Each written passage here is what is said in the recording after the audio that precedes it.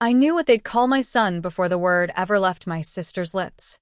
Standing in my childhood home, watching my family eye 4-month-old Nolan like he was evidence of a crime, I felt the familiar weight of their disapproval settle on my shoulders. The perfect daughter with her perfect children. The disappointed parents with their unspoken judgment. The hushed conversations that stopped when I entered rooms. I'd spent a lifetime trying to earn their approval, but as Harriet's voice sliced through the dinner table silence, little mistake, something shifted inside me. They never expected me to fight back. They never expected Gavin to walk through that door. They never expected the truth. And that's exactly why everything was about to change. The weight of Nolan pressed against my chest as I stood on the familiar porch steps of my childhood home. At 4 months old, he was still so small, his wispy brown hair peeking out from the pale blue blanket I'd wrapped him in. My heart hammered against my ribs as I shifted from one foot to the other, the diaper bag sliding down my shoulder. I hadn't been back since before I started showing. 8 months of silence stretched between us like a chasm I wasn't sure how to cross. "Just breathe, Eleanor," I whispered to myself, though the words were meant for Nolan too.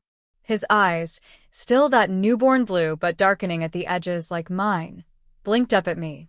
"Mommy's just nervous." The door swung open before I could knock. My mother, Celia, stood in the doorframe, her posture rigid and her smile thin. She'd cut her hair since I'd last seen her, the blonde now streaked with more gray than I remembered, styled in a severe bob that made her look older.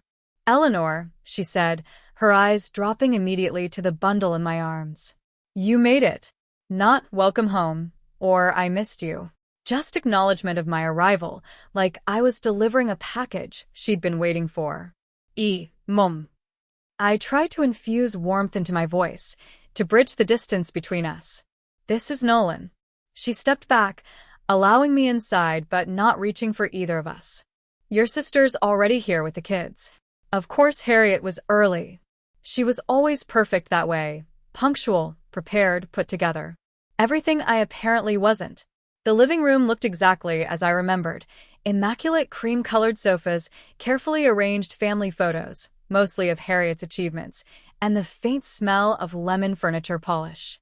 Harriet sat perched on the edge of the sofa, her back straight, ankles crossed, watching her children, Taylor and Delia, as they quietly played a board game on the coffee table. Her eyes met mine, a flash of something, judgment? Pity, crossing her features before she stood. "Well, look who finally decided to grace us with her presence." Her voice dripped with a particular brand of passive aggression she'd perfected over the years. She looked me up and down, her gaze lingering on my midsection that still carried the softness of recent pregnancy. "You look tired." "Thanks, Harriet. It's nice to see you too." I shifted Nolan in my arms, his weight suddenly feeling heavier under the scrutiny. "Is that him?" she asked, not moving closer, not offering to hold him or even touch his tiny hand. "No wedding ring still, I see." Her own diamond glinted as she brushed her hair back, making sure I noticed. "Harriet," my father's voice came from the hallway. Ronald Walker appeared, his tall frame slightly stooped now, hair completely silver. His eyes softened when they landed on me. "Princess," he said, the old nickname catching in his throat. "Dad." My voice cracked as he approached and, unlike the others, immediately peered down at Nolan with genuine interest. "He's got your eyes," he said softly, a finger gently brushing my son's cheek. "He does." I agreed, grateful for this small kindness. "Dad, can you help me with the bags in the car?" Harriet interrupted, and just like that, he was gone, following her orders as he always had. "You can put your things upstairs," my mother said, still hovering in the doorway. "We've made some changes since you left."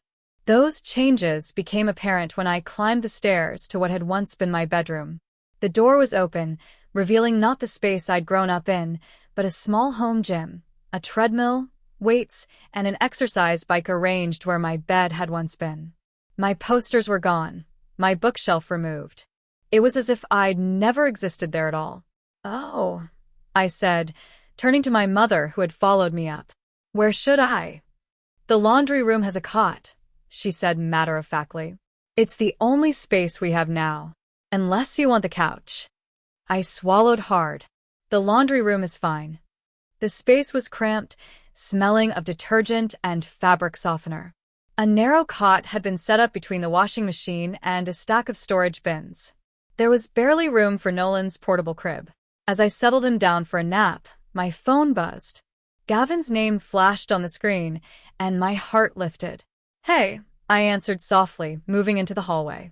"How's it going?" His voice was warm, concerned. "Did you make it okay?" "We're here," I said, trying to keep my voice steady. "It's about what I expected." Gavin sighed on the other end. "That bad, huh?" Worse. "They've turned my room into a gym. I'm sleeping in the laundry room." I tried to laugh, but it came out hollow. Jesus, Eli. His nickname for me made my throat tight. "Listen, I'm finishing up this pitch. 2 more days, that's all. Then we'll handle this together, okay? Just like we talked about." I closed my eyes, remembering our conversation before I left. How we decided it was time to tell my family the truth, that we'd reconciled during my pregnancy, that we were married now, that Nolan wasn't the mistake they all assumed he was. "I know. It's just harder being here than I thought it would be. You're the strongest person I know, Ellie. And remember, they don't know the whole story. That's on our terms." After we hung up, I returned to the laundry room where Nolan slept peacefully, unaware of the tension surrounding him. I pulled out my journal from the bottom of the diaper bag and wrote by the dim light coming through the small window. Being home feels lonelier than being alone. How strange that the place that's supposed to feel most welcoming now feels like the coldest kind of exile. I traced my finger over my son's cheek, his breath warm and steady.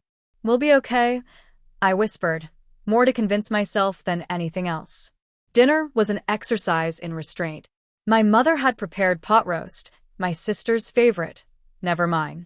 The conversation flowed around me, rarely including me, as Harriet dominated with stories of Taylor's soccer achievements and Delia's piano recitals. "Eleanor," my mother finally addressed me directly. "Will you be looking for work again soon?" I cleared my throat. "Actually, I've been doing some freelance writing during nap times. I have a few steady clients already." Harriet snorted softly. "Freelance. That's what people call unemployment these days, isn't it?" "It's work, Harriet," I said evenly. "It pays the bills." Speaking of bills, my father interjected, clearly trying to change the subject. "How's that apartment of yours?" "Still in that same place downtown." Before I could answer, Harriet jumped in. "Didn't your company do those layoffs right after you went on maternity leave? That must have been tough." The way she said it, with that thin veneer of concern barely masking her satisfaction, made my stomach clench. Everyone at the table looked at me with what felt like pity, and I had to fight back tears. "It was unexpected," I admitted, "but things have worked out." "Have they?" my mother asked, one eyebrow raised skeptically as she glanced at Nolan, sleeping in his carrier beside me. I didn't answer. What could I say that wouldn't reveal everything before Gavin arrived? We'd planned to tell them together.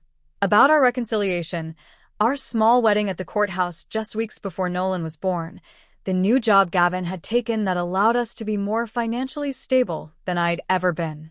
But sitting there, under their collective judgment, I felt myself shrinking back into the Eleanor they expected me to be, the failure, the disappointment, the one who could never measure up to perfect Harriet. Later that night, after everyone had gone to bed, I sat in the laundry room, feeding Nolan and thinking about how we'd gotten here. Gavin and I had been college sweethearts, married young, and grown apart after years of focusing on careers instead of each other. The separation had been his idea initially, space to figure things out, he'd called it. 6 weeks later, I discovered I was pregnant. I told him, expecting the news to push us further apart. Instead, it had made us reevaluate everything. The pregnancy had been unexpected, but not unwanted. Never a mistake. But my family didn't know any of this. They only saw what they wanted to see. Eleanor, alone and pregnant, another bad decision in a lifetime of them. "Just 2 more days," I whispered to Nolan as he drifted off to sleep. "Then they'll know the truth." Morning arrived with the harsh buzz of the washing machine starting its cycle beside my head. I jolted awake, momentarily disoriented by the unfamiliar surroundings until Nolan's soft coos brought me back to reality. My mother stood over the washing machine, deliberately not looking at us as she measured detergent. "Breakfast is ready," she said flatly before walking out. I changed and fed Nolan before making my way to the kitchen. The scene that greeted me was so perfectly orchestrated it could have been a magazine spread. Harriet at the stove flipping pancakes, her children setting the table, my father reading the newspaper, and my mother arranging fruit on a platter. "Look who finally joined us," Harriet announced as I entered. "It's almost 9, Eleanor. Some of us have been up for hours." I bit back a retort about being up half the night with a teething baby. Instead, I settled Nolan in the bouncer I'd brought and took a seat at the table. "Coffee," my father offered, sliding a mug toward me. "Thanks, Dad." Harriet placed a stack of pancakes in the center of the table, then took her seat across from me. "So, Eleanor," she began, her voice carrying that false brightness that always preceded something cutting, "how exactly are you managing on your own? I mean financially, with the baby and all." Before I could answer, she continued, "Some people think having a baby solves everything. Like it's some kind of band-aid for a broken life." The table fell silent. I stared at my sister, her perfect makeup, her expensive highlights, her smug expression. "My life isn't broken, Harriet," I said quietly. She laughed, the sound sharp and brittle. Right. "Single, unemployed, living in that tiny apartment. Totally the dream." "Not everyone measures success the same way," I managed. "Clearly," she replied, then turned to our mother. "Oh, I forgot to mention, Aunt Laura called yesterday. She and Uncle Mark are in town and want to stop by tonight." I told them it would be fine. "Of course," my mother agreed. "We could do a proper family dinner." I felt my stomach knot. More family meant more scrutiny, more judgment. After breakfast, I escaped to the backyard with Nolan, needing air that wasn't thick with tension. I heard the sliding door open behind me and tensed, expecting Harriet or my mother. Instead, Delia's small voice called out, "Aunt Eleanor, can I see the baby?" I turned, smiling at my 10-year-old niece. "Of course, come here." Delia approached cautiously, her eyes wide as she peered at Nolan. Unlike her mother, her interest seemed genuine. "He's so little," she whispered. "Would you like to hold him?" She nodded eagerly, and I carefully placed Nolan in her arms, showing her how to support his head. She beamed down at him, and he gazed back, fascinated by this new face. "Mom says you're having a hard time," Delia said suddenly, her voice low. "She told Grandma that you made bad choices." I swallowed hard. "Your mom and I see things differently sometimes." Delia was quiet for a moment, then said, "Mom cries a lot. Behind her bathroom door. I hear her sometimes when Dad's working late." The confession startled me. Perfect Harriet, crying alone? It didn't fit the narrative I'd built around my sister's immaculate life. "I'm sorry to hear that," I said carefully. Delia shrugged, her attention back on Nolan. "Your baby doesn't seem like a bad choice to me. He's nice." "Thank you, Delia. That means a lot." Later, as I was changing Nolan in the laundry room, I overheard Harriet's voice from the hallway. She was on the phone, her voice low but distinct. "You should see her, Aunt Laura. It's sad, really." The baby was obviously a desperate last-ditch move to keep a failing marriage. Gavin's not even in the picture anymore. My cheeks burned with anger and humiliation. I wanted to storm out there, to confront her, to tell her how wrong she was. But Nolan chose that moment to grab my finger, his tiny grip surprisingly strong, and I focused on him instead. The memory of telling Harriet about my pregnancy surfaced unbidden. We'd been sitting in my apartment, tea growing cold between us. "You're going to ruin your body, your career, and your life," she'd said flatly when I shared the news. Not congratulations, not excitement, just immediate judgment. That afternoon, my mother cornered me in the kitchen as I was preparing a bottle. "Eleanor, I've been thinking," she began, leaning against the counter. "Maybe you should consider moving back home for a while. You could rebuild your life here." I looked at her, confused. Rebuild my life? Yes, she nodded, as if it were obvious. As a single mother, you'll need support. Your old room, well, we could rearrange things. The exercise equipment could go in the garage. So the gym could be moved for me, but not before I arrived. The message was clear. I'm doing fine where I am, Mom. She sighed. Are you? Really? Because from where I stand, it looks like you're struggling. Again. The again stung. It was a reference to my past, the eating disorder in high school, the semester I'd failed 3 classes after a bad breakup, the time I'd quit a promising job to try freelancing, only to move back home for 6 months when it didn't work out. I'm not that person anymore, I said. Aren't you? Her eyes were skeptical. History tends to repeat itself, Eleanor. My phone rang, saving me from having to respond. Gavin's name flashed on the screen. Excuse me, I said, stepping out of the kitchen to answer. Hey. Gavin's voice was a balm to my frayed nerves. How's it going today? Worse than yesterday, I admitted. They're having a family dinner tonight. Aunt Laura and Uncle Mark are coming. Great, more spectators. He sighed. Listen, I might be able to get there early. The pitch went well, and I'm trying to catch an earlier flight. But I don't want to promise and disappoint you. Hope fluttered in my chest. Even a few hours early would help. I'll do my best. Love you, Ellie. Love you too. By evening, the house had transformed for dinner. My mother had brought out the good china, crystal glasses, and silver candlesticks. Aunt Laura and Uncle Mark arrived with hugs for everyone, brief, awkward ones for me, and immediately began cooing over Harriet's children. When they finally acknowledged Nolan, Aunt Laura peered into his carrier and said, "Oh, he's alert, isn't he?" As if she couldn't think of a single other positive attribute. Uncle Mark patted my shoulder. Tough break about the job, Eleanor. And, everything else. Dinner was a minefield of loaded questions and backhanded compliments. I focused on my plate, answering when directly addressed, but otherwise staying quiet. Nolan, thankfully, slept peacefully in his carrier beside me. Remember when Eleanor went through that phase in high school? Harriet said suddenly, looking around the table with a reminiscent smile that didn't reach her eyes. The whole not eating thing? Mom and Dad had to get her that therapist. My fork froze halfway to my mouth. My eating disorder wasn't a phase. It was a serious illness that had nearly hospitalized me. Harriet, my father warned quietly. What? I'm just saying, Eleanor has a history of instability, making decisions without thinking them through. She turned to Aunt Laura. I worry about the baby, you know? Growing up with that kind of influence. The table fell uncomfortably silent. I placed my fork down, my appetite gone. Is that what you think of me? I asked, my voice surprisingly steady. That I'm unstable? Harriet shrugged. Your track record speaks for itself, doesn't it? Before I could respond, she leaned over to look at Nolan, who had woken up and was blinking sleepily. He looks just like Gavin, doesn't he? She said, loud enough for everyone to hear. Hope he stays around this time.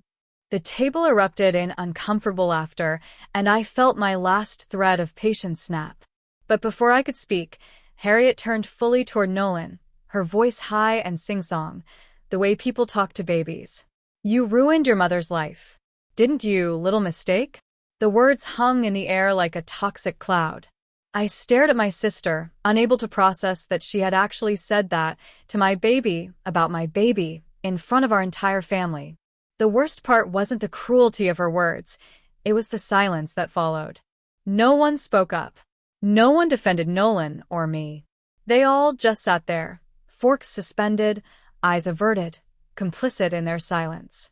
I looked around the table, at my father, who studied his plate as if it contained the secrets of the universe, at my mother, whose lips were pressed into a thin line of disapproval, though whether at Harriet's words or my reaction, I couldn't tell, at Aunt Laura and Uncle Mark, exchanging uncomfortable glances, but saying nothing.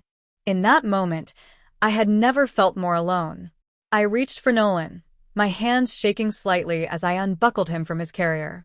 He made a soft cooing sound as I lifted him, completely unaware of the ugliness that had just been directed at him. I held him close, my chin resting on his downy head, trying to decide what to do, what to say. Should I lash out? Stand up and leave? Pretend I hadn't heard? The decision was made for me when the sound of the front door opening cut through the silence. Everyone turned, startled by the unexpected interruption. It was Gavin. He stood in the doorway to the dining room, tall and solid in his navy suit, his tie loosened around his neck. In one arm, he held a bouquet of wildflowers, my favorites. In the other, a manila folder. His eyes found mine immediately, warm and full of love, before hardening as they swept across the silent table.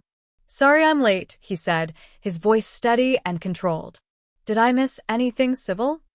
Harriet's face drained of color. "Gavin," she stammered. "We weren't expecting you. You must be exhausted from your trip." Gavin didn't smile. He walked directly to my side, bending to kiss my cheek and stroke Nolan's head gently. "May I speak?" he asked, addressing the table but looking at me. I nodded, relief washing over me at his presence. He placed the flowers on the table and opened the folder he carried. "This is Nolan's hospital documentation," he said, removing papers and placing them on the table one by one. "This is our signed custody agreement. This is our legal marriage certificate from 3 months ago. And these are a few other things I thought might interest you all." A collective gasp went around the table. My mother's hand flew to her throat. "Marriage certificate?" "Yes," Gavin confirmed. "Eleanor and I reconciled during her pregnancy. We were legally married before Nolan was born." He turned to face Harriet directly. "I know what you said. We heard it from the driveway." I realized with a start that Gavin must have arrived earlier than I thought, that he had been standing outside, listening, when Harriet made her cruel comment. "I thought this family was interested in truth," Gavin continued, his voice measured, but with an undercurrent of barely controlled anger. "But clearly, that's not what's being served here tonight." No one spoke.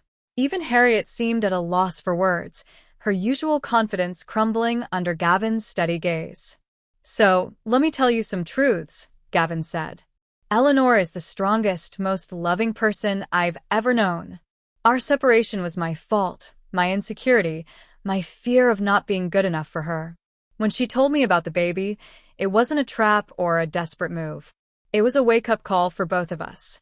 He looked down at Nolan, his expression softening. He was not a mistake. "He saved us. He made us face what we'd been avoiding, that we still loved each other, that we were meant to be a family." My father cleared his throat. "We didn't know you were back together." "You never asked," I said quietly. "You all just assumed the worst about me, like you always do." Gavin's hand found mine under the table, squeezing gently. "Why didn't you tell us you were married?" my mother asked, her voice strained. "Would it have mattered?" I countered. "Would you have treated me any differently? Or would you have found some other reason to judge me, to make me feel less than?" No one had an answer for that. Gavin gathered the documents, returning them to the folder. "We came here hoping to bridge the gap, to give you all a chance to be part of our family's life. But I won't subject my wife or my son to this kind of treatment." He looked at me, his eyes questioning. "Let's go home, Ellie. To our home." I nodded, standing with Nolan still in my arms.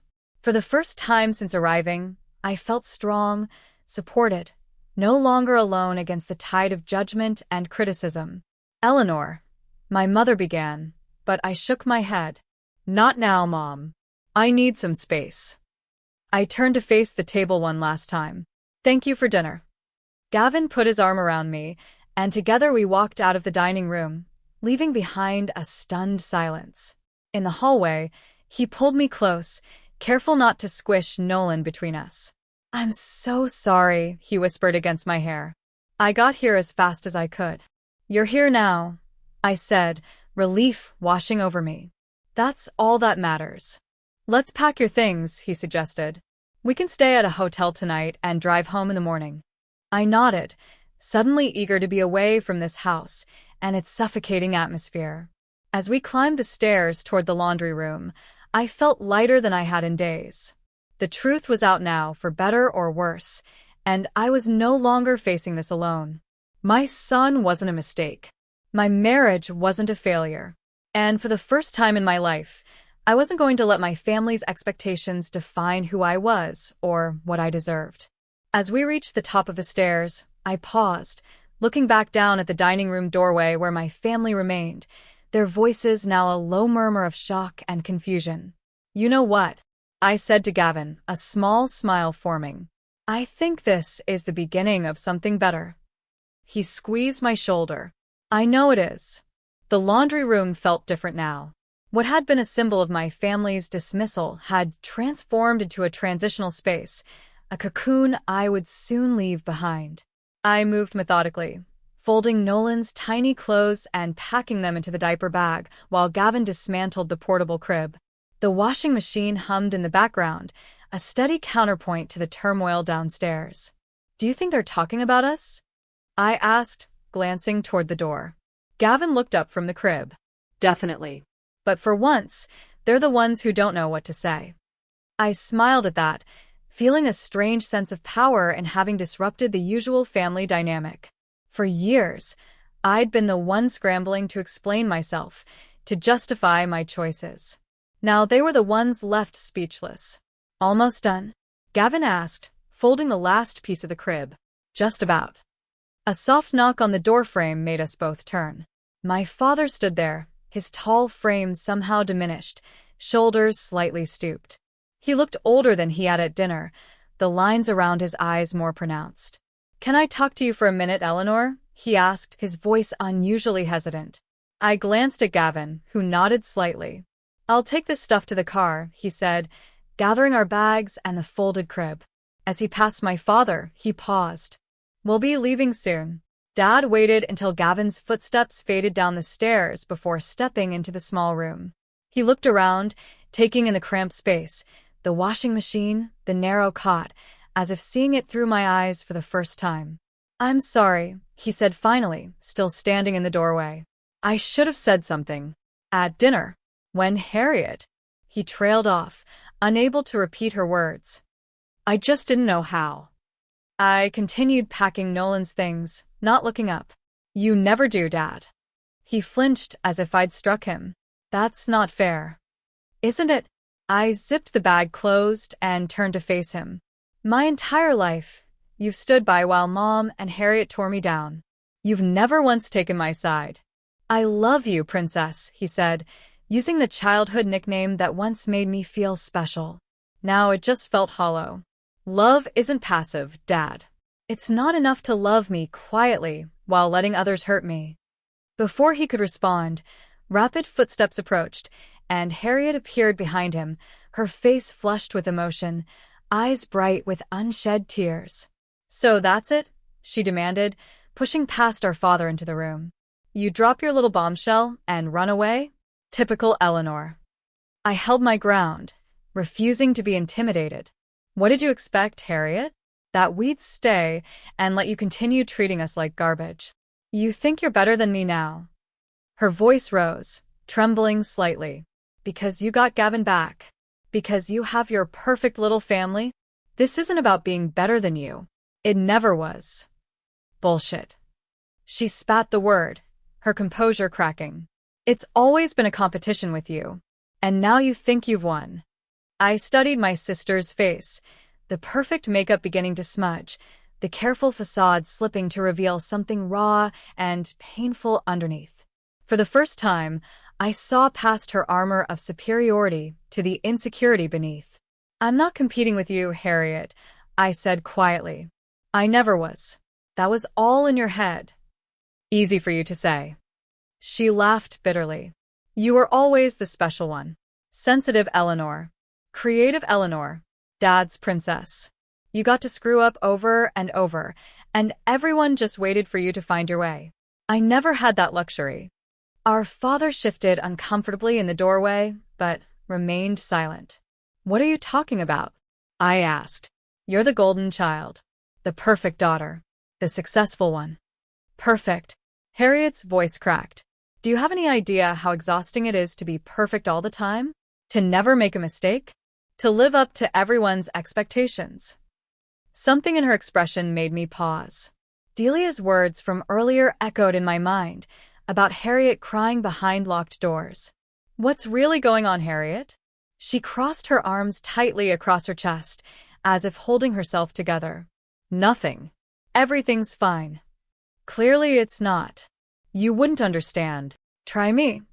For a moment, I thought she would storm out. Instead, to my shock, she sank down onto the cot, her shoulders slumping. My marriage is falling apart, she whispered. Alan's been having an affair with his assistant for over a year. Our father made a choked sound from the doorway, but neither of us looked at him. Harriet, Don't, she cut me off. I don't want your pity. She stared at her perfectly manicured hands. I've known for months. But I can't leave. What would people think? What would Mom and Dad think? The perfect daughter, the one who does everything right, getting divorced? So, instead you take it out on me? I asked, though without the heat I would have felt an hour ago. You've always had the freedom to mess up, she said, a tear finally escaping to trail down her cheek. To fall and get back up. I never did. That's not freedom, Harriet. That's just living. Well, I don't know how to do that. She looked up at me, her eyes suddenly vulnerable. I'm trapped in this life I built. This perfect image. I don't know who I am without it. I sat down beside her, leaving a careful space between us. Is that why you lashed out at Nolan? Because he represents something you wish you had. She nodded slightly, shame crossing her features. The courage to start over. To choose happiness over appearances. She wiped roughly at her tears. I'm sorry for what I said. About him being a mistake. That was cruel. Yes, it was. I agreed, not willing to let her off the hook completely. She hesitated. I've spent so much energy resenting you.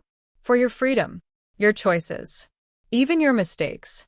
And then you show up with this baby and Gavin looking tired but genuinely happy, and I couldn't stand it. For a long moment, we sat in silence. I thought about all the years of competition, resentment, and misunderstanding between us. How we'd been pitted against each other since childhood. Harriet the achiever, me the dreamer. You can be free too, you know, I said finally. But you have to stop hurting other people first, especially yourself. She didn't respond, but something in her posture shifted. A loosening, perhaps, of the rigid control she always maintained. I should go, I said, standing up. Gavin and Nolan are waiting. Harriet nodded, still not looking at me. As I reached the door where my father still stood, she spoke again. Eleanor. Her voice was small. Do you think we'll ever? Could we ever? I don't know, I answered honestly. That's up to you. I left her sitting there in the laundry room, my father following me down the hallway. Eleanor, please don't leave like this, he said as we reached the top of the stairs. I'm not leaving forever, Dad. Just for tonight. We need some space. At the bottom of the stairs, my mother waited, arms crossed tightly over her chest. Her face was pale, her lips pressed into a thin line.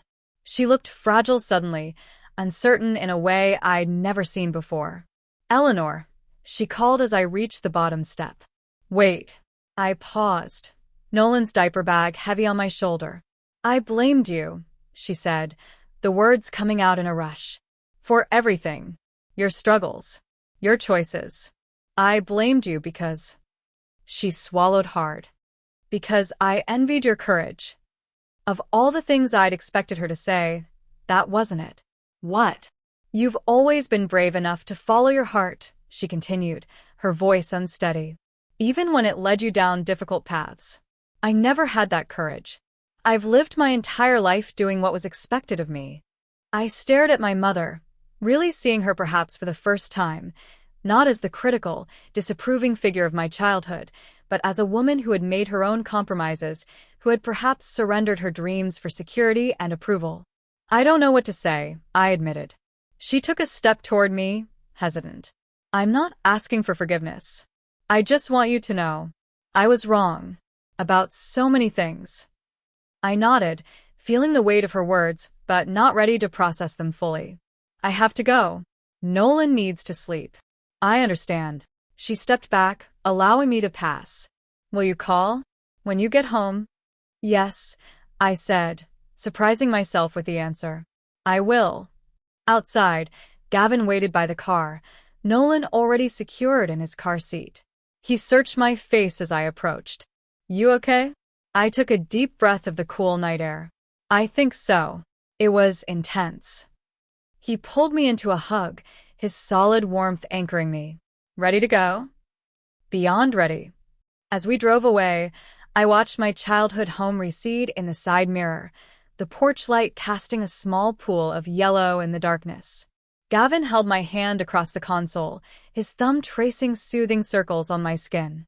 In the back seat, Nolan slept peacefully, unaware of the emotional storm that had swirled around him. I thought about the moment in the hospital after Nolan was born, when I'd held him for the first time. Alone in the recovery room, Gavin had stepped out to call his parents. I'd looked into my son's tiny face and made him a promise. I will never let anyone make you feel like less, I'd whispered against his downy head. Not even family. Especially not family. Now, glancing back at his sleeping form, I smiled softly and added, I meant it. Home had never felt so welcoming. Our apartment wasn't large or fancy, but walking through the door with Gavin and Nolan felt like crossing a threshold into a sanctuary. The familiar scent of the lavender candle I always burned, the soft gray couch where Gavin and I had spent countless evenings talking through our future, the small nursery we'd painted together during my third trimester. These were the markers of the life we were building. God, it's good to be back, Gavin said, setting down our bags in the entryway. I carried a sleeping Nolan to his crib, carefully laying him down, and watching his tiny chest rise and fall for a moment before joining Gavin in the living room. How are you feeling? He asked as I curled up beside him on the couch. Drained. But also lighter. I leaned my head against his shoulder. Like something shifted. You stood your ground. That's huge, Ellie. We stood our ground. I corrected him. I couldn't have done it without you. He kissed the top of my head. You're stronger than you think. The next morning, after a night of uninterrupted sleep in our own bed, I woke feeling refreshed and oddly energized.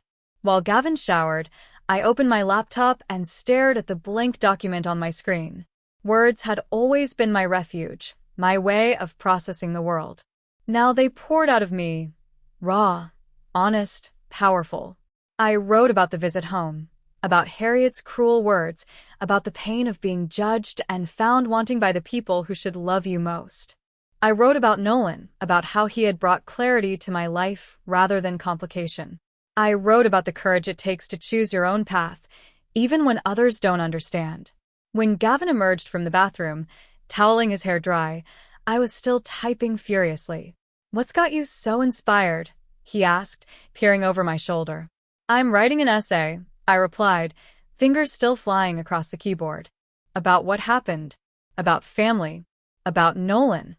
He read a few paragraphs, his expression growing serious. This is good, Ellie. Really good. You think so? I know so. He squeezed my shoulder. You should submit it somewhere. I hadn't published anything substantial since before my pregnancy, but Gavin's confidence bolstered my own. After a week of revisions, I submitted the essay to an online women's magazine I'd freelanced for in the past. The editor responded within hours, enthusiastic about publishing it. 2 weeks later, They Called My Son a Mistake went live. The response was immediate and overwhelming. My inbox flooded with messages from women, mothers, daughters, sisters, thanking me for putting words to their own experiences, for validating their pain and their choices. You should read these, I told Gavin one evening, passing him my laptop open to an email from a woman who'd left her emotionally abusive family after reading my essay. Your words gave me permission to choose myself, Gavin read aloud. To stop trying to earn love that should be freely given. He looked up at me, eyes shining with pride. You're changing lives, Ellie. The essay's success sparked something in me, a desire to create space for other women's stories, to build a community around shared experiences and healing. I started a blog, inviting women estranged from toxic families to share their journeys. One morning, as I sat at our small kitchen table working on the blog, Gavin placed a plate of eggs and toast in front of me, along with a steaming mug of coffee. "What's this for?" asked, surprised by the gesture. "Do I need a reason to make my wife breakfast?" He slid into the chair across from me. "Actually, I was thinking about that time 3 years ago, when I hit rock bottom after losing that account. I remembered it clearly, Gavin, devastated after a major professional setback, spiraling into self-doubt. I'd gotten up every morning and made him breakfast, refusing to let him skip meals in his depression. "You didn't give up on me," he said quietly, "even when I was ready to give up on myself. That's what partners do." He reached across the table and took my hand. "You're doing amazing things, Ellie. With the blog, with Nolan, with everything. I just want you to know I see it." As spring turned to summer, life settled into a new rhythm. I continued writing, my freelance work steadily increasing as editors read my published essay. Gavin's job was going well, his recent promotion allowing us to start saving for a house. Nolan grew and changed daily, his personality emerging more clearly, curious, determined, quick to smile. We took him to the park on weekends, watching him experience the world with wide-eyed wonder. During one such outing, an older woman stopped to admire him as he sat on a blanket, intently examining a leaf. "What a beautiful boy," she commented, smiling down at Nolan. "He has your fire." I looked at my son, his focused expression, the determination in his tiny furrowed brow as he explored the leaf's texture, and felt a surge of pride. "Thank you," I replied, beaming. The woman moved on, but her words stayed with me. My fire, the part of me that refused to be extinguished, that had survived my family's criticism, my own self-doubt, the challenges of rebuilding a marriage and becoming a mother. That fire was Nolan's inheritance, more valuable than any material possession. One evening in late July, my phone rang with an unfamiliar number. I almost let it go to voicemail, but something made me answer. "Eleanor? It's Harriet." I sat down on the edge of the bed, surprised. We hadn't spoken since that night in the laundry room, though my parents had called occasionally, their conversations cautious but increasingly warm. "Harriet." Eat. An awkward silence stretched between us. Finally, she spoke again. "I read your essay." My pulse quickened. Oh, it was honest. She paused. Painfully honest. That was the point. Another silence. Then, "I'm in therapy." The words rushed out as if she'd been holding them back. "Twice a week. I've been going for about a month now." That's good, Harriet. "I'm not calling to ask for your forgiveness," she continued. "I don't deserve that yet. I just wanted you to know that I'm working on it. On me." I thought about my sister, perfect, polished Harriet, sitting in a therapist's office, confronting the cracks in her carefully constructed facade. It must have taken enormous courage. "I appreciate you telling me," I said carefully. "Alan and I separated," she added. It's been hard, but necessary." "I'm sorry," I said and meant it. Despite everything, I didn't want her to suffer. "Don't be. It's the first honest thing I've done in years." She took a deep breath. "Anyway, I should go. Delia's waiting for me to read with her." "Harriet." "Yes. Thank you for calling." After we hung up, I sat for a long time, processing the conversation. I didn't feel the rush of warmth or forgiveness that movies might portray in such moments. But I felt something shift, a loosening of the knot of resentment I'd carried for so long. A week later, a letter arrived from my father. Inside was a brief note, written in his careful, slanted handwriting. "Eleanor, words have never come easily to me, especially when they matter most. I failed you as a father by remaining silent when I should have spoken up. There is no excuse for this failure, only my sincere regret. Enclosed is something I should have given you long ago, along with a contribution to Nolan's future. Not to buy forgiveness, but as a small gesture of my commitment to do better. With love and deep apology, Dad." Beneath the note was a check for Nolan's college fund and a faded photograph I'd never seen before. It showed me at about 4 years old, sitting on my father's shoulders at what appeared to be a county fair. My head was thrown back in laughter, his hands securely holding my legs, his face turned up toward mine with unmistakable adoration. I pinned the photo to our refrigerator, next to a handwritten note I'd placed there the day we brought Nolan home from the hospital. It was never a mistake. It was a beginning. 8 months after our disastrous family dinner, I stood backstage at the Westwood Women's Conference, trying to calm the butterflies in my stomach. After the success of my essay and blog, I'd been invited to speak at the event.